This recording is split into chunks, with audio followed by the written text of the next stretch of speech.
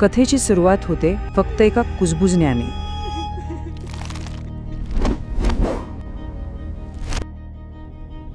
विचार करा, गावाबाहेरचा एक पडका वाडा, मध्यरात्रीची वेळ, बाहेर वादळी पाऊस, भिंतींवर कसले तरी ओरखडे आणि जमिनीवर वाळलेल्या रक्ताचे डाग. हे सगळं एकत्र आल्यावर मनात एक विचित्र अस्वस्थता येतेच, नाही का? आणि ह्या अशा वातावरणात एंट्री होते आपल्या नायकाची, आर्यनची. तो कसा आहे तर भूतप्रेत काही नसतं असं मानणारा, अति आत्मविश्वासाने भरलेला. आणि अशाच पात्राची तर खरी गंमत असते जेव्हा त्याचा हाच विश्वास तुटतो. लोकांना या जागेची उगाच भीती वाटते.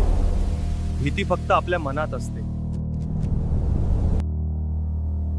एक सामान्य कॅमेरा जो आता काहीतरी असामान्य गोष्ट दाखवणार आहे.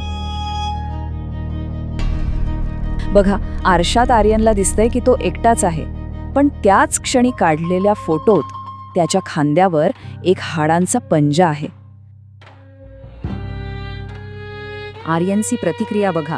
त्याचं हे वाक्य सांगतंय की त्याचा तर्कावरचा, विज्ञानावरचा विश्वास आता पूर्णपणे उडाला आहे. भीती आता त्याच्या मनात पक्क घर करून बसली आहे. तो दरवाजाकडे धावतो. बाहेर जाऊ द्या. सगळ्या खिडक्या एकाच वेळी खाली आदळतात. बघता बघता संपूर्ण घर आतून बंद होतो. आता सुटकेचा कोणताही मार्ग शिल्लक नाही. आत्तापर्यंत जे दिसत होतं ते आता ऐकू पण येऊ लागले.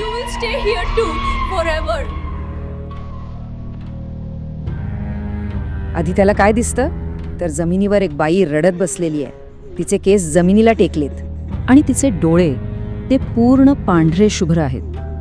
जिवंतपणाचा किंवा कोणत्याही भावनेचा लवलेश नाही, फक्त एक रिकामी भयानक नजर. आणि मग दिसतो तिचा खरा चेहरा. तोंड कानापासून कानापर्यंत फाटलेलं आणि त्यातून रक्त टपकतंय. हे दृश्य बघून कोणाचाही थरकाप उडेल. ती शुद्ध दहशतीचं प्रतीक आहे.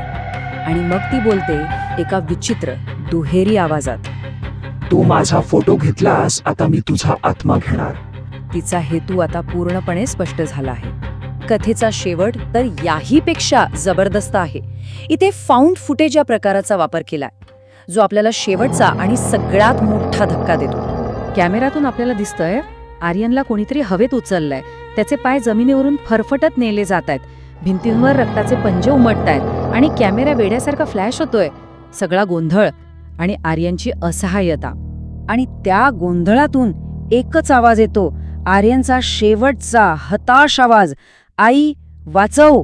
ही त्याची शेवटची किंकाळी ठरते. बघा पुढे काय होतं. मध्यरात्री हल्ला होतो. सकाळी जेव्हा गावकरी येतात तेव्हा त्यांना तिथे फक्त तो कॅमेरा सापडतो. आणि त्या कॅमेऱ्यात मिळतो शेवटचा फोटो. आर्यनचा प्रचंड घाबरलेला चेहरा आणि त्याच्या मागे हसणारी साया. पण खरी भीती त्या फोटोच्या तारखेत आहे. फोटोवर पुढच्या दिवसाची तारीख आहे. याचा नेमका अर्थ काय?